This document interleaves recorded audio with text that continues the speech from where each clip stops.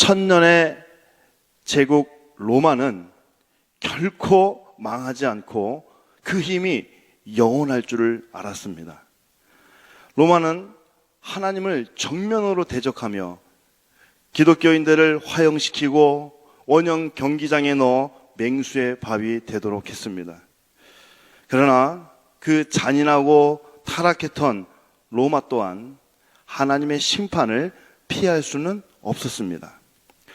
오늘 본문은 로마만큼 강력한 힘을 가진 이 바벨론 왕국의 멸망과 교만한 벨사살 왕의 심판에 관한 메시지입니다.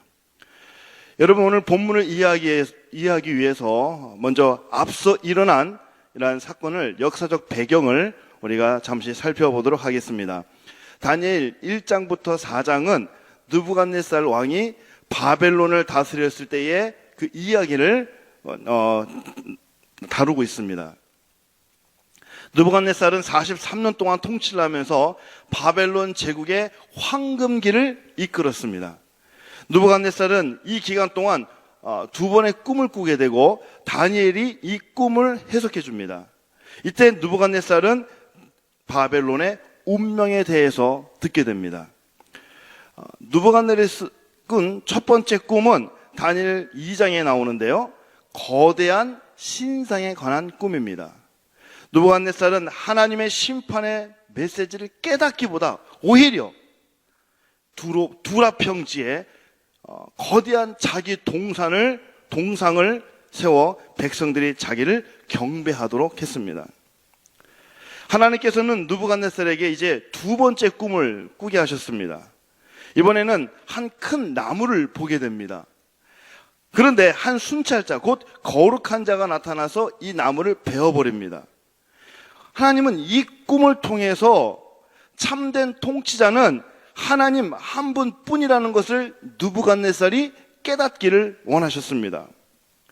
그러나 이 느부갓네살은 여전히 자신이 제국의 주인이고 자신의 힘으로 바벨론이 강성해지고 있다라고 생각을 했습니다.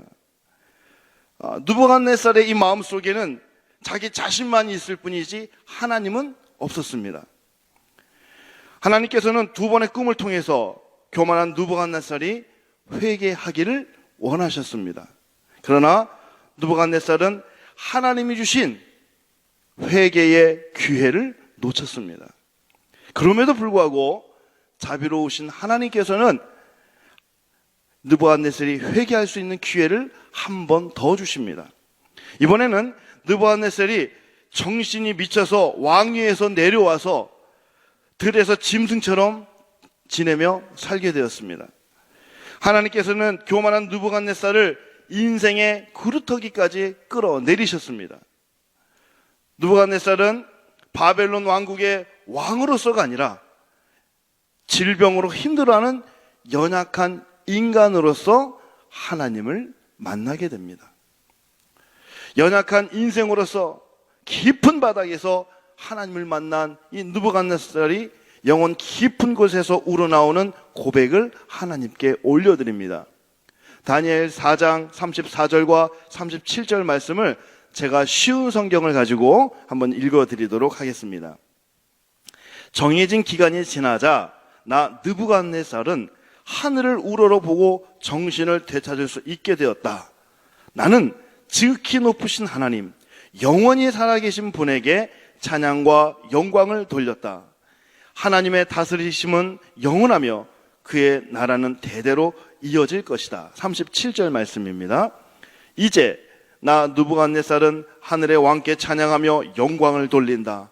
그의 일은 모두 참되며 그의 행하심은 의로우시다. 그는 교만한 사람을 낮추신다.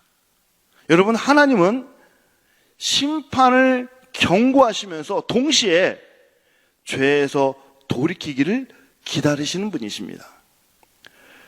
이제 느부갓네살이 죽자 이제 이 왕권을 둘러싸고 왕가에서는 치열한 혈투가 벌어졌습니다. 무려 6년 동안 4번이나 왕이 바뀌게 되었습니다. 최종 승자는 느부갓네살의 사위인 나보니두스였습니다. 왕위에 오른 나보니두스는 나름대로 느부갓네살 왕 때처럼 바벨론의 전성기를 찾아보겠다고 무려 10년 동안 바벨론 궁전에 살지 않고 전쟁터에서 생활하고 있습니다. 오늘 본문의 사건이 일어나는 이 순간에도 나보니두스는 페르시아 전쟁을 이끌고 있었습니다. 이러한 이유로 나보니두스의 왕이 그 아들 벨사살에게 궁전에서 바벨론의 정치와 경제를 이끌도록 다스리도록 했습니다. 성경은 실제적인 권력자인 벨사살을 왕이라고 기록하고 있습니다. 여러분, 벨사살이 왕위에 올랐을 때 겉으로 보기에는 이 바벨론은 나름 강력한 제국 같아 보였습니다. 바벨론 수도는 이 유프라데스 강에 둘러싸여 있는 천연적인 요새였습니다. 바벨론의 성벽은 과거 그 여리고성 같이 이중으로 된 아주 단단한 성벽으로 철옹성 같았습니다.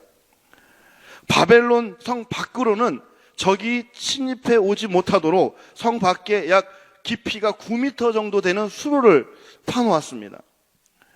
바벨론 성 안은 또 곡창지대예요. 그래서 유프라테스 강에서 물을 끌어왔기 때문에 곡식이 아주 그 안에 풍성했습니다. 여기에 가장 중요한 것은 바벨론의 막강한 군사력입니다. 바벨론은 아주 강력한 군사력을 가지고 있었습니다. 이 모든 조건들은 바벨론 제국이 완벽하고 절대 무너지지 않을 것 같은 그러한 강한 나라로 보여졌습니다. 이러한 자만심으로 가득한 벨사살 왕은 자기 힘을 과시하기 위해서 많은 귀족들 1000명을 궁전 안으로 초대해서 술판을 벌입니다. 벨사살은 이 연회를 통해서 자기가 얼마나 대단한 권세와 힘을 가졌는지 과시하고 싶었습니다. 페르시아와의 전쟁에서 불안해하고 있는 이 백성들에게도 강한 힘을 보여주고 싶었습니다. 그런데 벨사살이 벌이고 있는 이 연회는 여러분 단순히 술을 마시는 파티가 아닙니다. 고대 사회에서 그것도 궁전 안에서 있는 이런 연회들은 우상 숭배와 육체적 음행이 곁들여진 연회입니다. 한참 이 문란하고 퇴폐적인 이 연회가 진행되고 있을 때 벨사살이 예루살렘 성전에서 탈취해온 성전 기물들을 가져오라고 말합니다. 오늘 본문 2절 말씀, 여러분 2절 말씀을 한번 다 같이 읽어볼까요? 본문 2절 말씀입니다. 함께 읽습니다. 시작.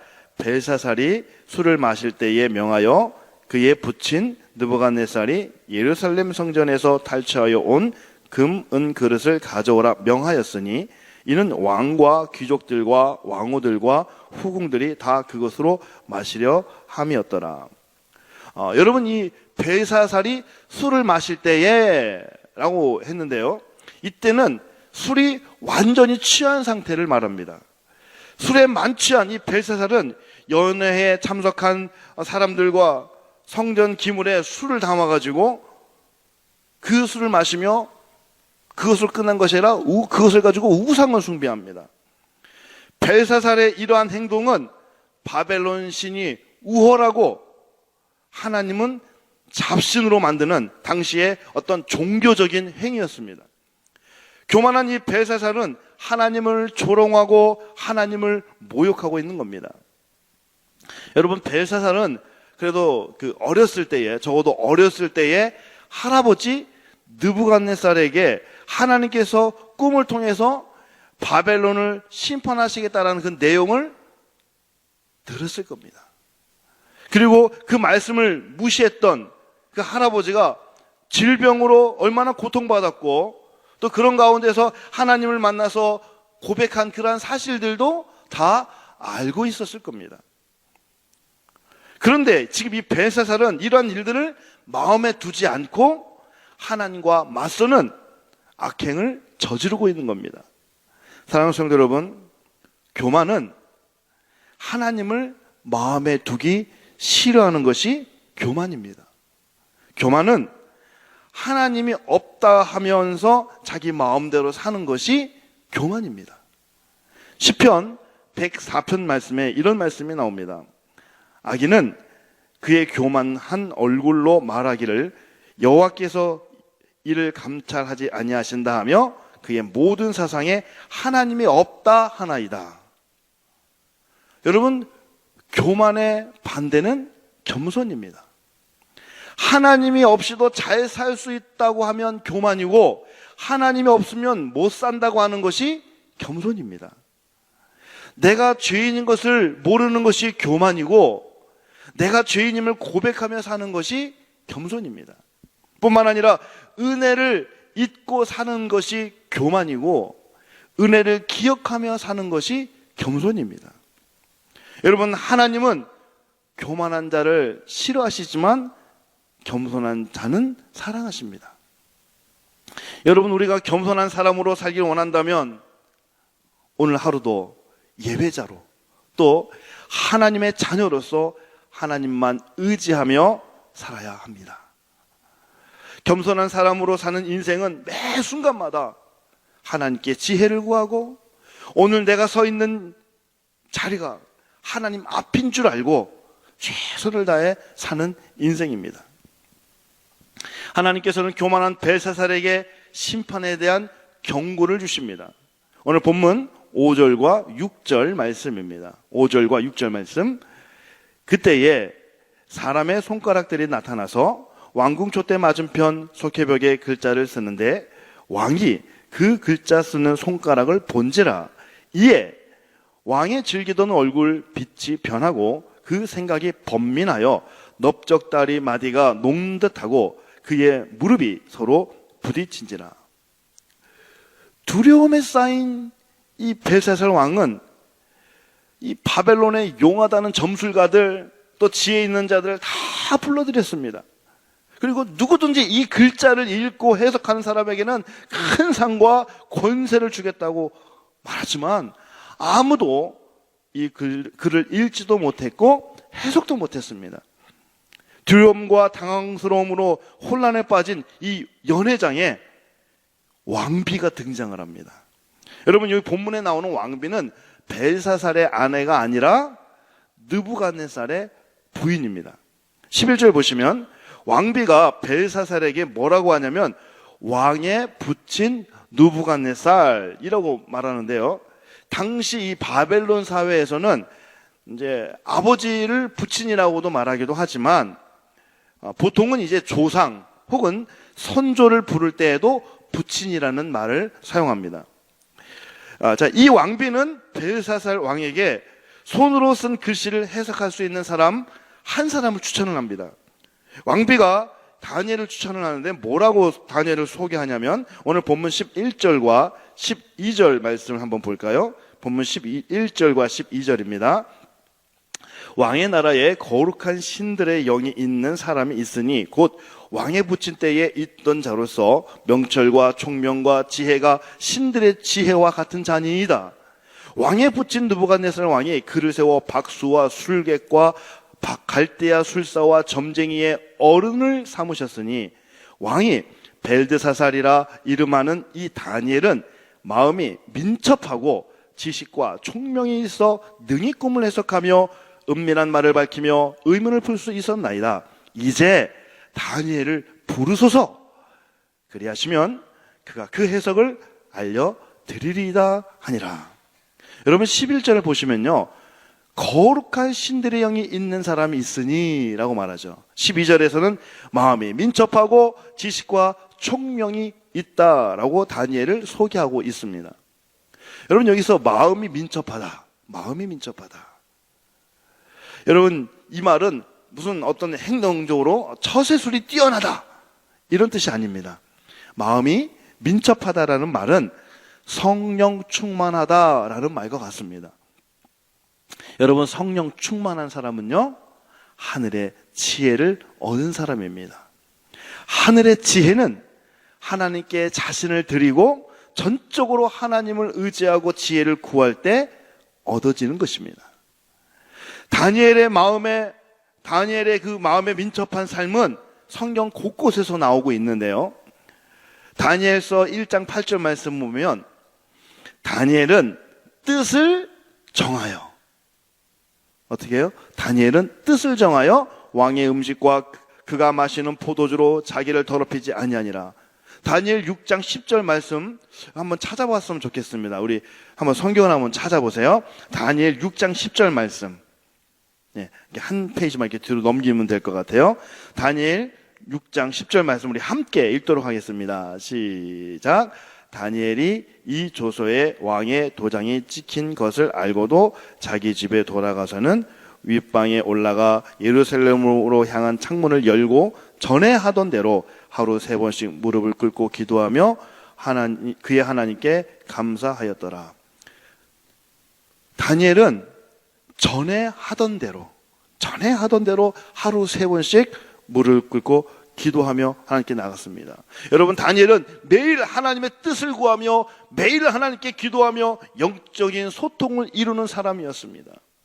이런 다니엘이 느부갓네살의 꿈을 2번이나 해석한 모습을 보면서 사람들은 뭐라 그러냐면 하나님의 영과 하나님의 지혜가 다니엘과 함께 한다라고 보았습니다. 저희 가정은 가정 예배를 드릴 때마다 이제 함께 읽은 본문을 가지고 각자 받은 은혜를 나눕니다.